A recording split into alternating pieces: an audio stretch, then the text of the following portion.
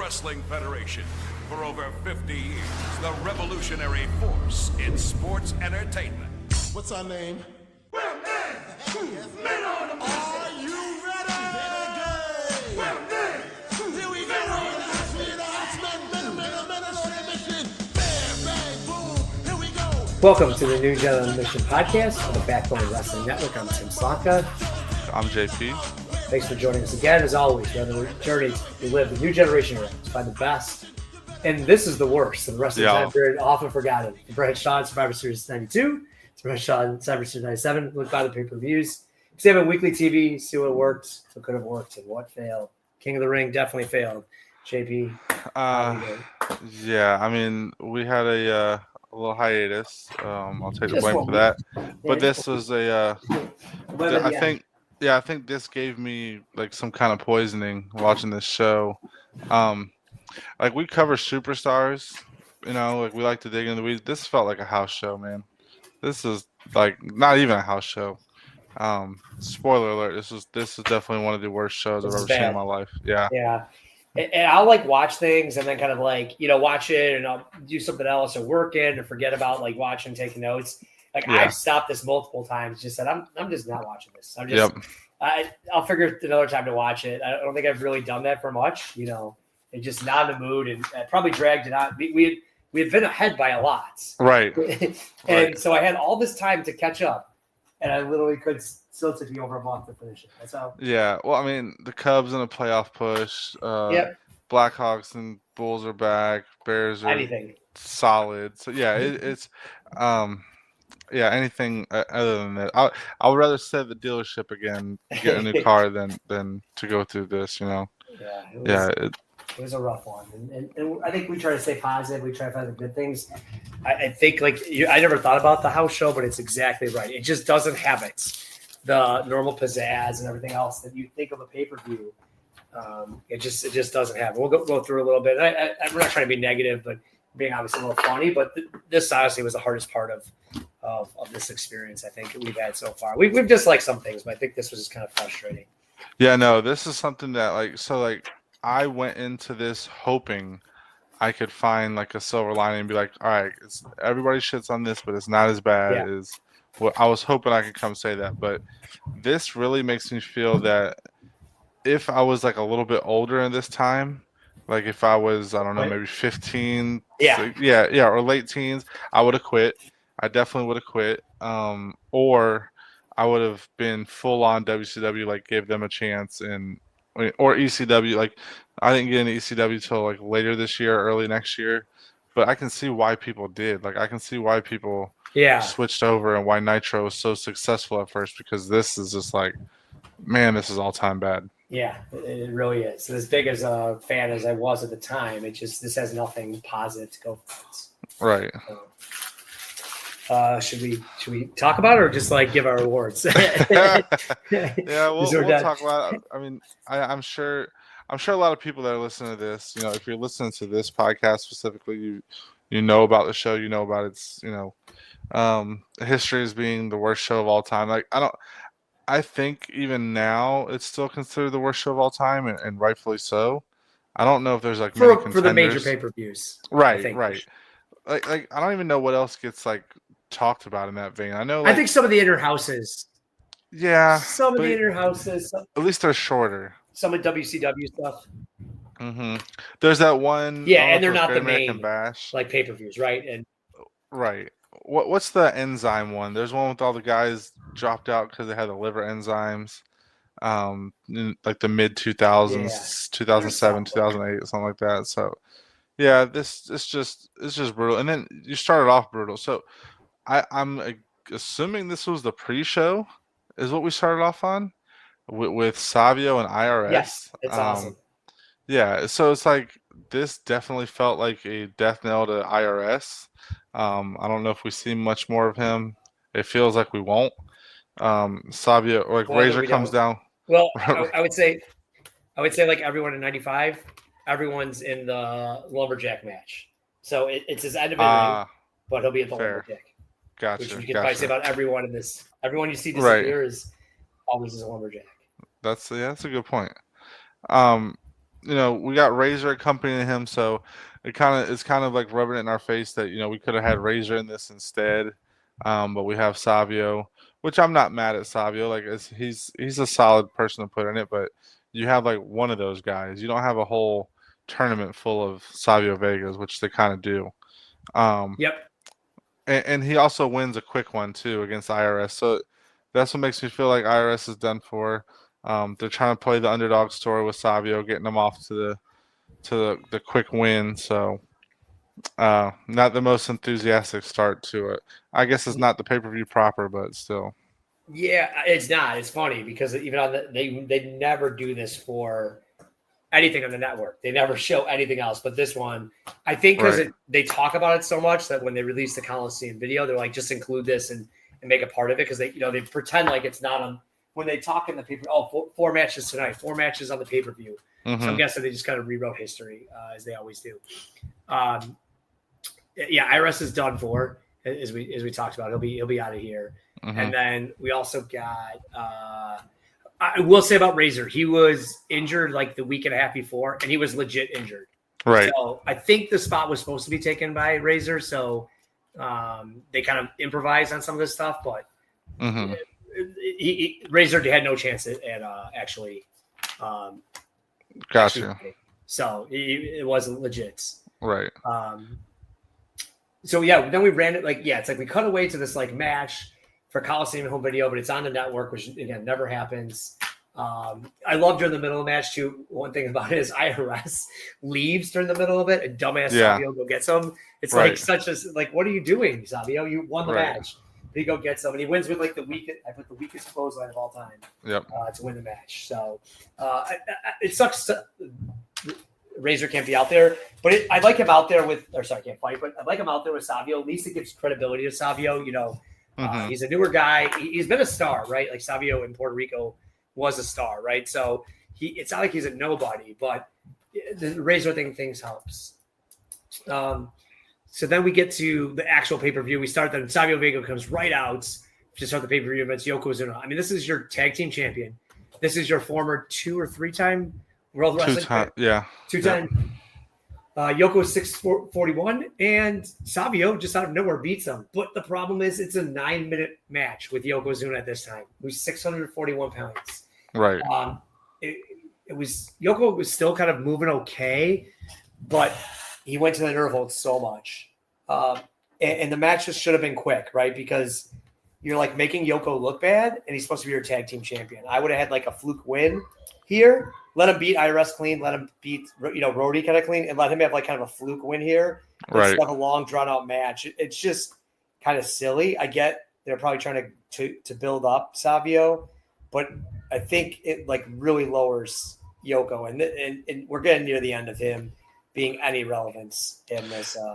This is where it already starts off as a problem. It's like Yoko is obviously washed. He's not a tournament guy. You're not expecting him to have multiple matches, especially with the condition he's in. I know what they're trying to do with Savio, and they're having him beat this big guy so he can, cement the underdog story or whatever. Yeah. And I think too also against when he fights in the Mabel, right? He's already beat one fat slob. Right. He's gonna be. I think that was a little bit of it too, but yeah, but that's what kind of kills it for me. Like you've already seen this match. Right. And Yoko is nowhere near the condition. Like it should have been Savio way more underneath, fighting for his life kind of thing. Yoko can't give that to him right now. Just terrible stuff. Like this is a slow plotting start to the show. Like why are you having Yoko in the first match? Just terrible stuff. Then we cut to Lawler backstage in a promo showing his feet, which is pretty disgusting, but he is very much into this character, which I love. So at least there's some kind of he's giving his all. I mean, with what he has to work with, it's hokey. It's if you've only watched wrestling from like mid 2000s on, this is going to be very, very hokey to you. But it has a little charm to it, I guess. Then we go to the Roadie versus Bob Holly. I don't know why when I heard the music, I thought it was going to be Jeff Jarrett versus Bob Holly, which I got a little excited. I don't know why I thought that, but I thought this was going to be a solid little matchup, but it's pretty slow considering that the two. It's the matchup of the first round that where the two guys could kind of move. I thought, but they really don't. So it's kind of a slow match, and then he gets his foot up. Like Rhodey gets his foot up when Holly comes off the top rope, and it's like, what the fuck kind of finish is that? Like, I don't know. I wasn't really feeling this one. The Rhodey gets the win, so like the Rhodey is advancing in a tournament that Yokozuna's not. He's a nobody, yeah, it's very weird choices here. When they didn't have to do this, like British Bulldog could have been in this tournament. Luger could have been in this tournament. Owen Hart, we just saw Owen Hart. Yeah, Owen Hart could have been in this. Owen Hart could defend his crown. Like that could have been a storyline. You guys, Savio and Owen at the end, still could have got the same kind of result, I guess. But yeah, it's just terrible stuff. So like, there's no redeeming quality so far to this show. Yeah. And we're 3 matches in, so it's just like, I'm like, match is okay. It's a fine match. I mean, these are my notes. It's like fine, okay. Should have been better. I also put show more Mantaur. Like Mantaur versus Doink would have been so much. It actually would have. So much better somehow. That sounds ridiculous, but it's true. And then they Double J. Again, Double J's out there too, so he's not injured, right? I get when Razor's out, but Double J is just out there doing nothing. Is he here? Which one's IC champion? I can't remember because they keep switching it back and forth. One of those two is IC champion's not fighting. Yep. Like it's just a waste. You don't ever tag team. You have one of your tag team title.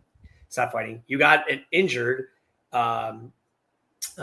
Diesel fighting. Like your championships are meaning nothing right now for this pay per view.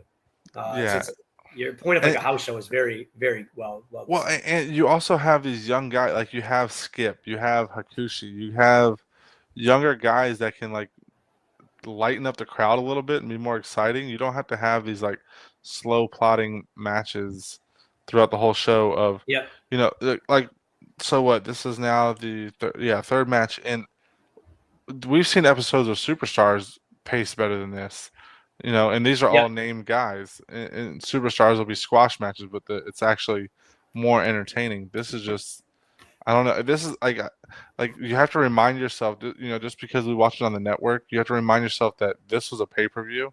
Yeah. And people paid, whatever, 95, $50, whatever. Like they got ripped off. So they got ripped off. Yeah. And I think like too, I know In Your House has just started, but like your next pay-per-view is summer. So I know You're in a House, but like normally it's like you have 2 more months before you see any pay-per-view, right? Like right. It's like this is a waste of a lot of guys' time. Mm-hmm. We get Shawn and Kama. This is the legendary thing where Shawn Michaels goes up to the crown up at the stage. The crown falls off because it's too big, so it's like a dead giveaway. Yeah. They cut out Barry Dudinsky. So they cut that on the network, but it's like a very famous thing. I've never actually seen it. So it'd be awesome if they would just add. I don't know why they cut stuff out. It's so random, but we got Shawn Michaels versus Kama. So if you saw that, Shawn's not winning the whole thing. Right. And you get some good action here, but Kama's not ready for 15 minutes. It's okay. Shawn's good. Kama really works the back a lot with Shawn. So I thought that, there's some of the stuff good, but like this is Shawn Michaels, your possible new, babyface, big time guy. Mm-hmm. And he just wrestles to a draw of Kama, who hasn't fought on pay-per-view, is not credible, right? And somehow ties this guy. So it's fine. You're trying to build a Kama. I understand that. I know why they do this on the seating, but it just is like a waste of Shawn Michaels. I wonder. It's a fine match. It's better than Rhodey Bob Holly. It's just too long. It's the drive, right? Vince with 4 minutes left. They even have a countdown on the clock, which you for sure know it is. They also put there's the live crowd. I don't know if they put the clock on the live crowd because I couldn't really tell them getting excited for it. Like sometimes you have that clock show up and the crowd gets amped up a little bit. I don't know if they showed that. It would be, I think, helpful if they could do that.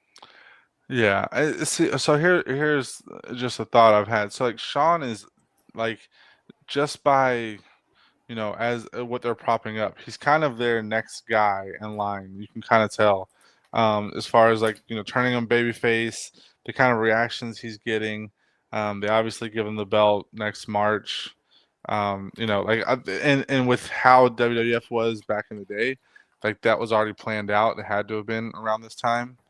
But I feel like, kind of like with Triple H, like the next year, I feel like this is kind of like a punishment for him for maybe the steroid stuff or him walking out at a certain point, and throwing a fit. I know he does it again, but all the time. yeah, and like leaving the, just like he did, he dipped a couple times. So like, because they're putting him in an Intercontinental title feud coming up, and but that was they're Switch. not right. If you know that was a last minute. Well, no, I'm talking about the Jarrett one. Isn't that? Oh yeah, you're right. You're right. I'm sorry. Or was Jarrett not champion? I don't remember. No, it's Jarrett. You're right. Yeah. I'm thinking Razor. I thought you were thinking Razor Shawn.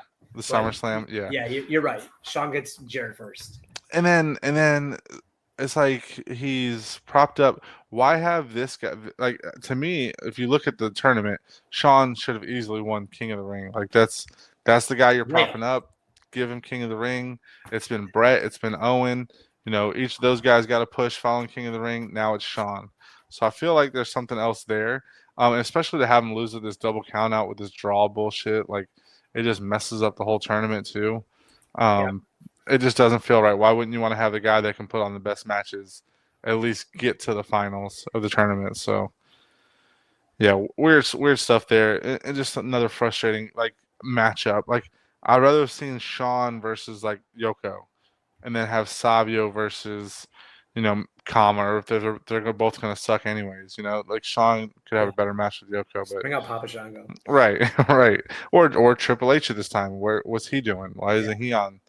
But yeah, then they're doing the Bob Backlund shit on a pay-per-view too, which is like, why are you doing this on a pay-per-view? I don't know who wants this or who this is like targeted to, but it's pretty bad when they're doing the whole presidential stuff with him and on a pay-per-view. I don't like when they do stuff like that. Then we get Mabel versus The Undertaker. And it's just like, man, how many like of these slow plotting matchups are we going to get? I don't understand how, like, I don't understand when you watch this in real time, like even as a kid, if I didn't see this live, like there's no way I saw this live. I don't even know. It had to have been way after the fact.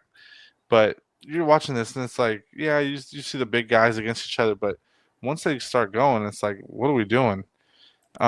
Taker gets his legs caught in the rope at one point, which is kind of crazy to see him. I don't think you've ever seen that before. Right. And then Mabel is like laying on top of him, like literally laying on top of him in a camel clutch. So it looks just like he's so lazy that he can't squat to do the move. She was just laying on him. And then this is the match where I really noticed the ECW chants. Yep. So like, you got the famous ECW fans, Straw Hat guy, the Faith No More guy, all that. They're kind of in the front row, and this is where you start hearing ECW pretty loud, which I do not blame them. So like, this is in Pennsylvania, right? This is in Philadelphia. Yep, in Philly. Yep. Home.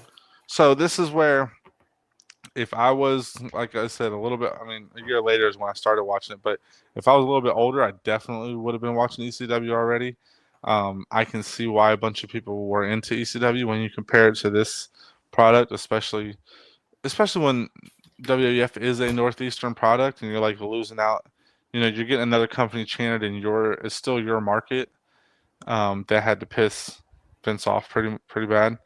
But yeah, the crowd, the chants start going, and then the ref is out, and Mabel gets like the leg drop to the face to Undertaker for the win, and then Kama comes out, or Kama's down to distract already, and Taker kind of chases him off. So it's a backdrop. The match is a backdrop to the Taker Kama feud, which is weird because it's King of the Ring. Like, you have a goal already to accomplish, but the match is just all over the place and was just used to get Mabel advanced. And I guess Mabel gets the bye now because of Kama and HBK.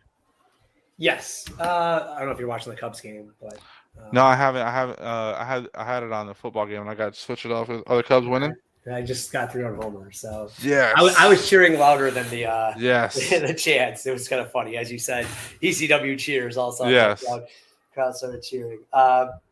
But there was also cheering my kids from the house. But I think these guys actually go pretty well together. They fight for a bunch of the 95. They'll fight a bunch of times. I actually think they go pretty well versus what I think like Taker versus like Giant Gonzalez in my notes. I put Giant Gonzalez in my notes because I think like Taker and him did go well, right? But Taker and some of these other fat Bundy, these fat ones, he hasn't done good against. I actually think he does okay against Mabel here. I think he actually matches up well with them. It's kind of weird. Doc starts talking about is he gonna give him the tombstone? Right. As well, which is kind of funny, but he kind of gets a choke slam from it. I thought it was actually a pretty good job, and I thought Mabel gives us like great spit as he does the choke slam, like kind of like how intimidating it is. You get a ref bump to kind of help the match move along. And you got Kama kind of coming in. The leg drop's crazy because that's what it's not this one, but it's one soon. Right. That he breaks his leg. So they must have done this a bunch, right? Because you imagine this is like a house show match they're doing all the time. So for whatever reason, somewhere he breaks his face. But Mabel's in the finals. It's okay. I know people hate the Mabel thing. I think it's something different. It's trying to give a guy you're not just going chalk right on the tournaments. So I don't mind it. I mean, I think I don't mind Mabel surprise. So I don't hate it. I think it shows some credibility. They beats the Undertaker, right? You got Undertaker pinned on pay-per-view. I don't hate it. It's just what came before it. That was exactly what I was going to say. Yeah. I don't hate Mabel at all. Even as King of the Ring, I don't hate him at all. It's just that how they got to where they got to. And if you're watching, 4 straight slow plotting matches, this one just makes it even worse. Which is why the crowd's starting to crap on it, right? Right. Like they're like, just like, come on, there's nothing exciting here, right? Like, it's just very, very blah. Yep. So now we're done with the first round of the tournament. Rather than kind of go to we only have 2 other matches, so it's kind of weird setup. Mm-hmm. So now we get, instead of throwing one of those matches in between, we get Savio versus Rhodey. Yep. We do get highlights. Oh yes, sorry about the Hall of Fame. It looks pretty cool. I actually think like these early classes are kind of cool because they're mostly older guys getting the due and recognition. It kind of sticks right now that like with the Hall of Fame, they don't really bring anyone old back. I mean, most of those guys are probably dead, but from the 50s, 60s, 70s, you don't see some of these like Chief Jay Strongbow and some of those, right? Mm-hmm. Most of the guys are from kind of the newer generation, right? But it's cool. These guys got their due. It's obviously way different than the current day setup. They get a funny clip of Bill Murray was supposed to induct George Steele, but he's riding a horse or an elephant or something strange. But you get Bill Murray, so good get for WWE. They don't promote it enough, right? They should have begged him to do more stuff, but it was fine. So it looked like cool. And then we get Rhodey versus Savio. I actually caught a lot of Rhodey's sucks chants during the match. Yeah. I think the crowd kind of bites into the Savio storyline a little bit. So as much as people don't like Savio, I think they did a pretty good job in ring of like building up Savio a little bit because I do think the crowd goes to it. The problem is Rhodey is not credible. Like I said, the first thing I noticed was they're chanting Rhodey sucks because they have no idea who he is, and yet he's in this like finals where we're going to keep reiterating how many guys are on this card not here. Luger, Double J, Mantaur, all the stars, right? Right. And now he's fighting Rhodey, and so you get Rhodey sucks chance. Fine match. Savio, I think, is a good storyline. You got the Philly Rocky story. They start really bringing up. It's fine enough. It's nothing amazing. That's clearly what they're going for, right? They're going for Savio as Rocky in Philadelphia. The underdog story, which is fine if you're gonna have a decent show built around it. At least, like, I don't know. It just feels like this is a Superstars Intercontinental Championship tournament instead of King of the Ring. Yeah. And I think the other bad thing is the 93 and 94 King of the Ring tournaments were so good. Like it set you up. Right. Like Owen and Bret kind of set the standard of what it took. Bret had 3 incredible matches. Owen had like a good character performance. So it's like this is just nothing compared to that. So I guess we have Savio now and Mabel in the finals.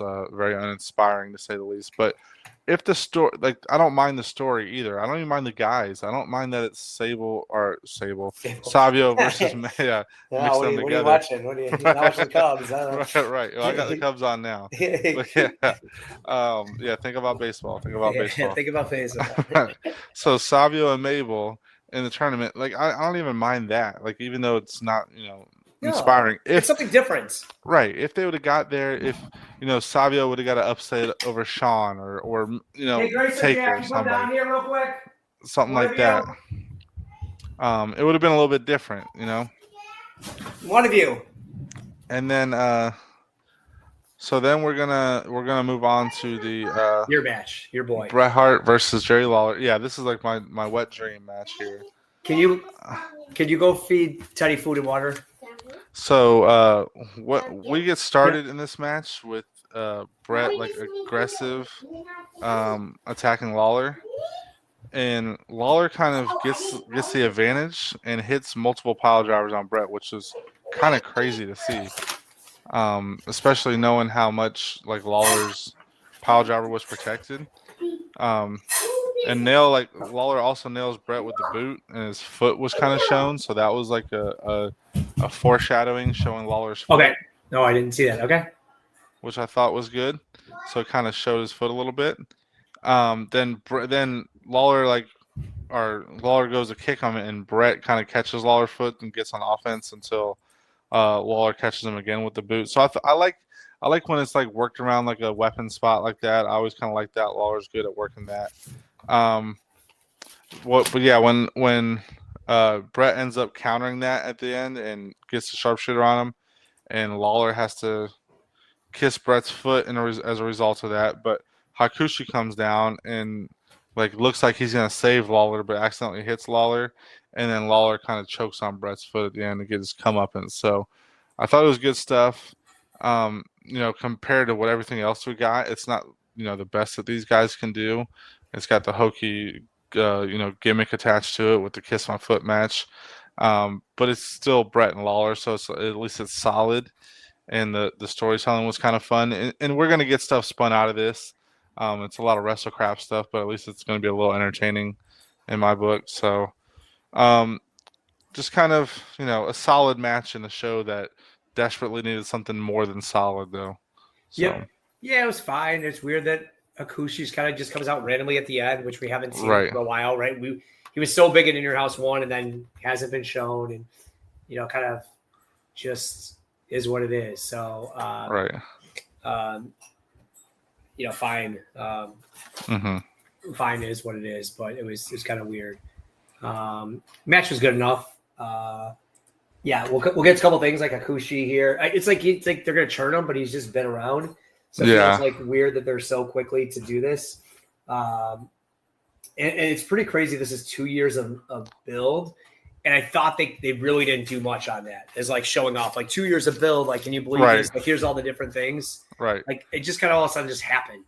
You know what I mean? It was kind of nothing. Yeah. It was just like the match just started. Like, where's your promo? Something they're so good at. Where's your big promo package right before? Right. Where's the crowd getting into it? Like with a big, like a big noise or anything like that. Like, it was just kind of missing there. Just kind of like just happened, and kind of disappointing that. I thought they needed, given how big of a feud this was. Yeah, no, this even though I thought the match was solid, they definitely needed a lot more. Yeah. Going because this kind of is their blow off match. Like they don't really. Yeah, between the. Right. The two of them fighting. I know the feud goes on. I was trying to think of. Right.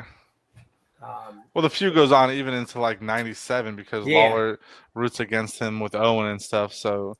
It's always kind of in the backdrop. But as far as a match, I don't think they're in ring. I thought the one with the cage, but when he bleeds, but that's Yankum. Yankum is in the match. I just knew I didn't remember. So this might be their last time they fight. Which is crazy to think about. Mm-hmm. Good. All right, then we're on to the finals. Yeah, it was fine. It's okay. On to the finals. Then we move. We got Savio versus our friend Mabel. You really get the ECW chance here. Yeah. Crowd is having fun with this because you kind of get the smarks, right? The ECW chance. So they kind of got the crowd that bought in, and the kids, right? The kids and the marks, right? Buying into Savio Vegas. So there's kind of a good mix. I think if you listen to it, this match and the coronation ceremony on its own, you'd be like, man, this is crazy hot pay-per-view. Like the heat's hot. Right. But it's just like they're literally chanting competition.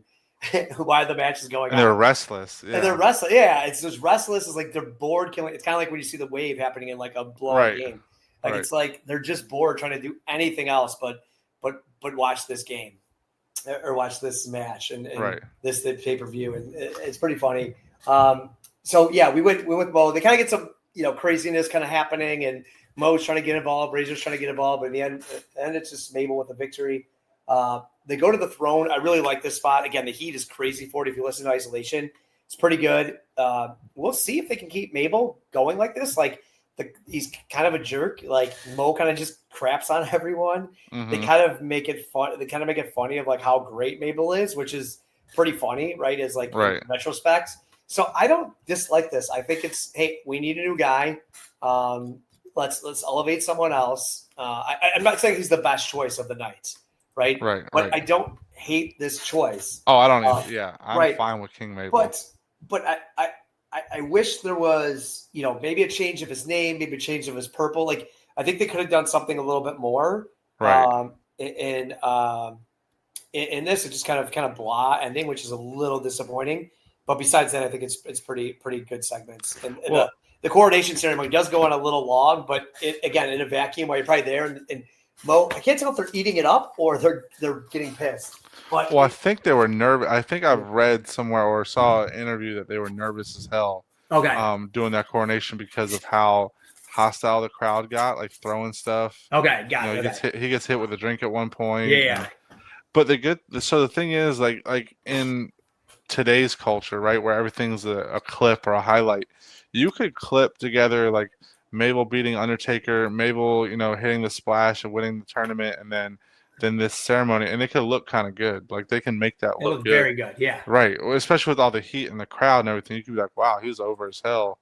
If you presented that, like there could be a whole generation of fans that thought, man, he was a hated heel. He was, did his job and was a solid king of the ring. But, when you watch it in totality, it just sucks. And it's, I'll be interested to see where it goes. I want to kind of see when, like, does he how they pop him up. Yeah. Yeah, do they pop him up? Does he get heat, or is this a Philly crowd that's 7 beers deep? Like, we'll see. I wonder. Yeah, because to me, like Billy Gunn is the worst king of the ring of all time. Like the follow up to that, he's so terrible. He's not presented as like I've never thought as Mabel being the worst king. But I guess, like you said, we'll just see how they present it and where it goes from there.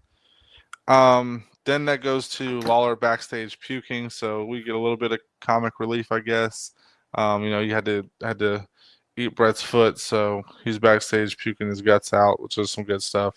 Then then I get ready to puke my guts out because we get Sid and Tatanka versus Diesel and Bigelow. Another slow and plodding match. Every single match on here, outside of Bret and Lawler was at least a little bit more amped up. It had some stakes, but this was so slow. You just can't have two big guys like Bigelow and Diesel working face in peril. You have to have a small guy getting whooped up on that makes like the hot tag with the big guy, or the big guy getting double teamed, and then the small guy comes in with all this energy. It just doesn't work when they're both these big guys that are the baby faces, because there's not, they're supposed to be on top, I guess. But yeah, just bad stuff, really slow. Diesel jackknifes Tatanka at one point and pulls him up from the count, so the very heelish thing to do. And then calls Sid into the ring, like to challenge Sid instead of Tatanka, and then Sid just kind of walks off, like, fuck this. So it's like, okay, we just had this terrible. Maybe this is why ECW fans love Sid so much, because he agreed with them. He was the only person was like, he fights for chanting ECW.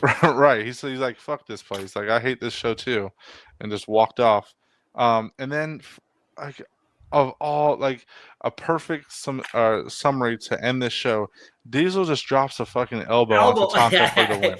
Thank you for catching that. Like, the injured elbow, not just any elbow. The injured elbow. Like, are we serious? Like, that's how you end the pay-per-view? Like that. I mean, but that perfectly encapsulates it. Like, that's the trademark of it. Is, I watched that and I was like, you gotta be shitting me. Yeah, and they did a good one earlier. Mm-hmm. Where he dropped the elbow and they said, "Oop, look at him, he's in pain." Right. So okay, because I had the same note earlier. I was like, you know what? They actually kind of set that up, right? Like He tried to set it up. He got kind of injured, and it's like, okay, that's pretty good, right? Like say like, yep, he's making a mistake. He needs to figure something else, and then they literally on the pay-per-view on that move. Like it's so ridiculous. I'm glad you caught that.